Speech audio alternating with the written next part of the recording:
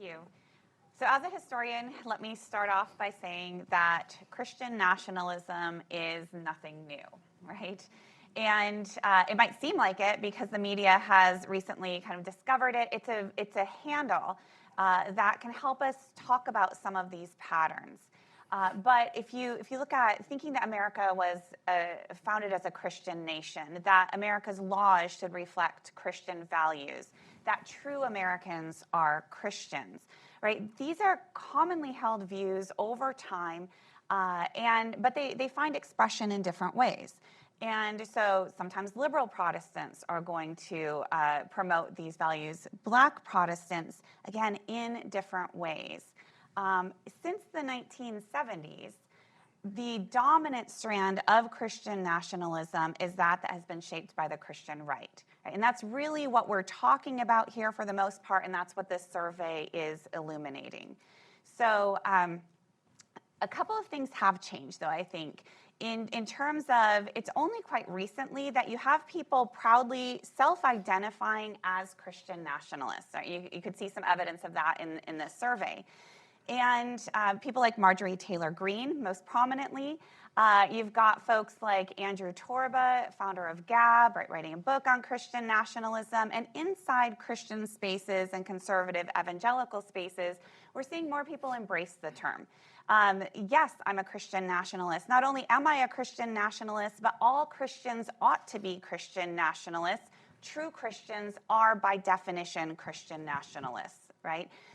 This is not still the majority view, though I would say that there is still a lot of pushback inside these spaces, that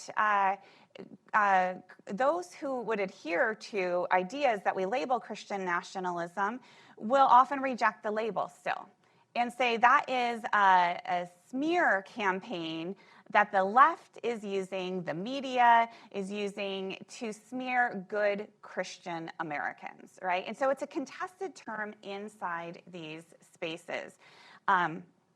Just a couple of days ago, I got a letter from somebody, an email, who said exactly this. This is a smear campaign from the left. I have yet to see anybody in the media, any scholar, define Christian nationalism. Professor that I am, I responded with a couple of book suggestions and a number of links to surveys, right? He wasn't particularly receptive, but I hold out hope. When we look at surveys then, what do we see, right? We see nuance, we see variation. Not all Republicans are Christian nationalists. Not all white evangelicals are Christian nationalists.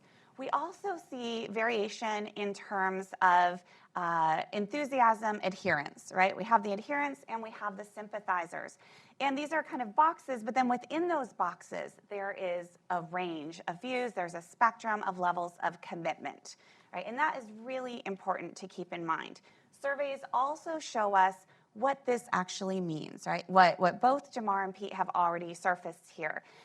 What does this actually mean? And we can see that Christian nationalist commitments, some of these core commitments, correlate to a number of views where we can flesh this out. What are the contours of Christian nationalism today with respect to race and racism, with respect to immigration, with respect to patriarchy, political violence, authoritarianism, right? And we see these correlations, and we see a lot of consistency over time across various surveys.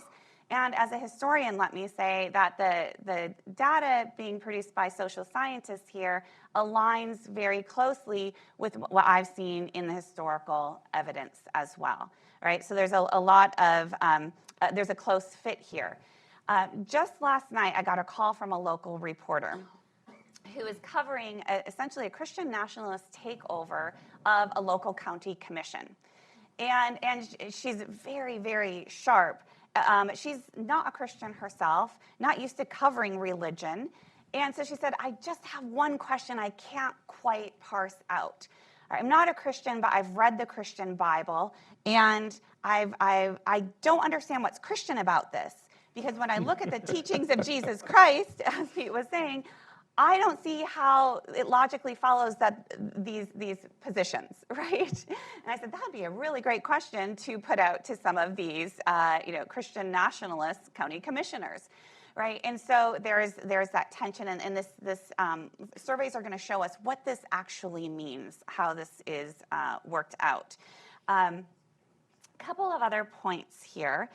The fact that there's a lot of consistency across these surveys in terms of how this is working out in contemporary Christian nationalist circles is because these are not random commitments or kind of randomly collected agenda. There is a deeper story underneath these that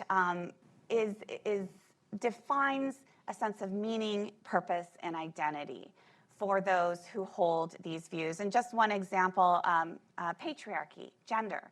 How does this actually work in the stories that, I'm a scholar of conservative evangelicalism, the stories that they tell themselves? It all fits together. God has created strong men, given them strength, aggression to protect faith, family, and nation. Christian nationalism turns around a sense of loss, right? Something has been lost that needs to be restored. There is a sense of threat, this us versus them, and therefore we need to fight to restore Christian America, and strong men have to fight to defend their faith and their nation, right? So there is this deep story. Finally, what kind of threat are we looking at?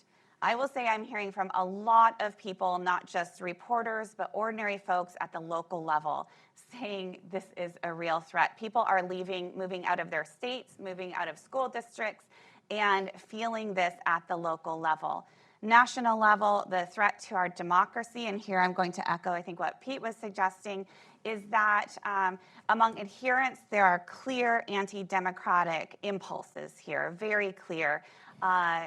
Democracy is held up as idolatry in some of these circles. What is more important, upholding democracy or upholding God's law, right? And the answer is clear. But that's not the case for all who lean in this direction. The commitment to democracy varies here.